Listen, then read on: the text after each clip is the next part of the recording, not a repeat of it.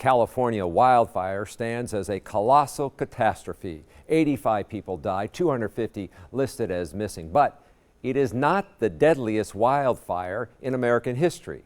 That grim statistic belongs to Wisconsin. 1871, which just happened to be the same night as the Great Chicago Fire. Scott Nickelbein spent a lot of time researching the Great Peshtigo Fire for his book. The Peshtigo Fire was the first firestorm in recorded history.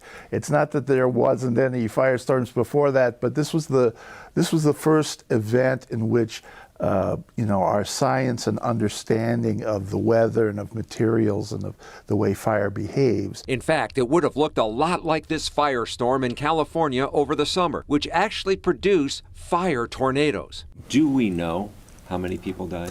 The best estimates in the Peshtigo Fire range from about 1,500 to 2,500. Just like the Camp Fire in California, it was very difficult to find or identify bodies in the Peshtigo wildfire. It burned more than 1.2 million acres in an area just north of Green Bay in Marinette County. Peshtigo at the time had the largest wood products manufacturing facility in the world. It employed hundreds of people. Who is the best eyewitness account?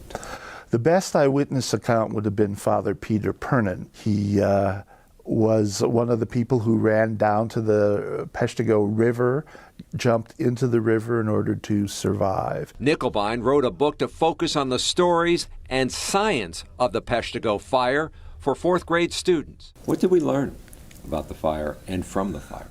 Basically, people learned a great deal. Scientists learned an enormous amount about what causes firestorms and how they behave. Now, the exact cause of the Great Peshtigo Fire is unclear, but several things were in play. Nickelbein says there were several smaller fires in the area, plus dry weather conditions, and this is why I got Brian here. There was also this large, low-pressure system that stretched across the Midwest, and this is going to do what? Create wind. These are isobars, these lines. It looks a little busy, but the closer these are together, the windier it is. And we had the warm front to the north, a strong southwesterly wind. And they were saying, some reports, winds gusting close to 100. And when you have a tinderbox like that, just moved it real fast. It's a great story. Well, I appreciate it. I learned something tonight. I had no idea. Fantastic. Now you know. The Peshtigo Fire. Wow.